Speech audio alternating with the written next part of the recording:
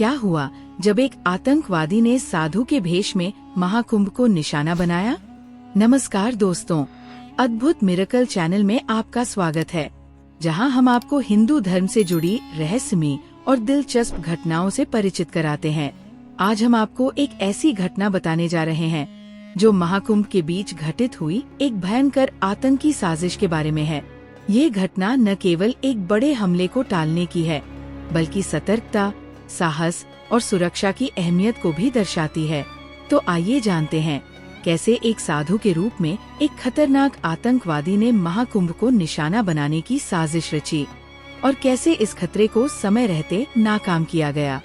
प्रयागराज में महाकुंभ का भव्य आयोजन चल रहा था। संगम के तट पर आस्था का सैलाब उमड़ा हुआ था। लाखों श्रद्धालु गंगा में डुबकी लगा रहे थे। अखाड़ों की चहल पहल थी और हर तरफ साधु संतों के तंबू लगे थे। ये वो वक्त था जब धार्मिक श्रद्धा और आस्था की हवा पूरे प्रयागराज में छाई हुई थी। लेकिन इस पवित्र आयोजन के बीच कुछ ऐसा होने वाला था जिसने सभी को हिलाकर रख दिया। सेक्टर 14 के एक बड़े शिविर में एक दिन एक नया साधु आया। उसकी लंबी दाढ़ी, माथे पर चंदन का बड़ा टीका और गेरुआ वस्त्र उसे बाकी साधुओं जैसा ही बना रहे थे।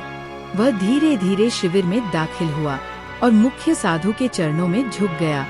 मुख्य साधु ने उसे आदर से देखा और पूछा, महात्मा जी, आप कहाँ से पधारे हैं? साधु ने मुस्कुराते हुए उत्तर दिया, काशी से। यहाँ संगम पर साधना करने की इच्छा थी, इसलिए आया हूँ। मुख्य साधु ने सिर हिलाते हुए कहा, बहुत अच्छा, ये पवित्र भूमि है, आप यहाँ आराम से रह सकते हैं।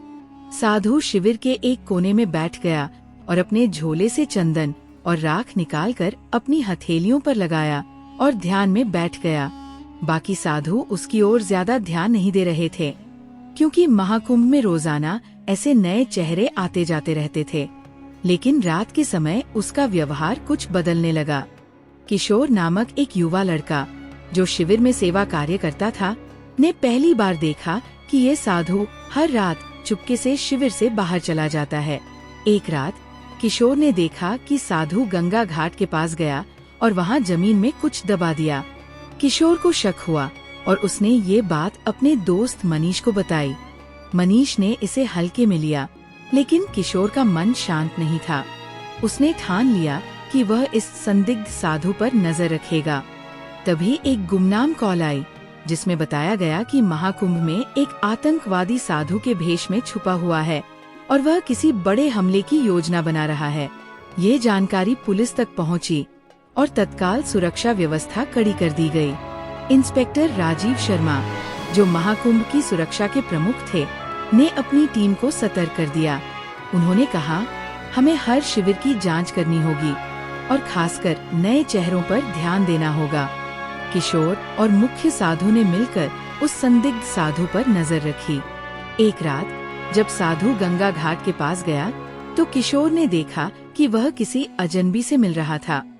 उनकी बातचीत से ये साफ हो गया कि वे महाकुंभ में एक बड़ा आतंकवादी हमला करने की योजना बना रहे थे। किशोर ने ये जानकारी मुख्य साधु को दी, जो तुरंत गंभीर हो गए। मुख्य साधु ने कहा, हमें पुलिस को सूचित करना चाहिए। किशोर ने पुलिस को कॉल किया और जानकारी दी। इंस्पेक्टर राजीव शर्मा और उनकी टीम तुरंत हरकत में आ गए। पुलिस ने घाट की ओर जाने वाले सभी रास्तों को घेर लिया और साधु और उसके साथी को रंगे हाथ पकड़ लिया। उनसे विस्फोटक उपकरण और हमले की योजना से जुड़े नक्शे बरामद हुए। पूछताछ में ये पता चला कि वो साधु एक अंतर्राष्ट्रीय आतंकी संगठन का सदस्य था और वह महाकुंभ में बड़ा हमला करने की साजिश रच रहा था। सातत्यपूर्ण जानकारी और पुलिस की त्वरित कार्रवाई के कारण महाकुंभ में एक बड़ा आतंकी हमला टल गया। किशोर और मुख्य साधु की सतर्कता और साहस ने इस साजिश को विफल किया। महाकुंभ आयोजन समिति ने दोनों को सम्मानित किया और उनकी बहादुरी की सराहना की। ये घटना हमें ये सिखाती है कि पवित्र आयोजनों में सुरक्षा और जागरूकता कितनी महत्वपूर्ण है। सतर्कता और सामूहिक प्रयासों से बड़े खतरे को टाला जा सकता है। महाकुंभ के आयोजकों और सुरक्षा एजेंसियों ने इस घटना के बाद सुरक्षा को और सख्त किया ताकि भविष्य में ऐसी घटनाओं की पुनरावृत्ति न हो।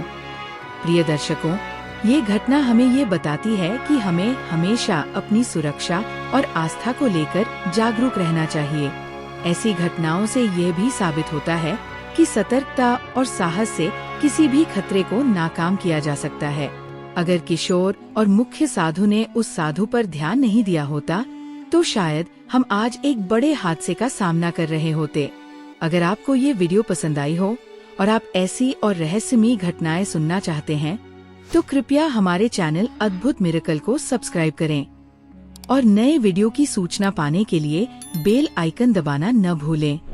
धन्यवाद। हर हर महादेव।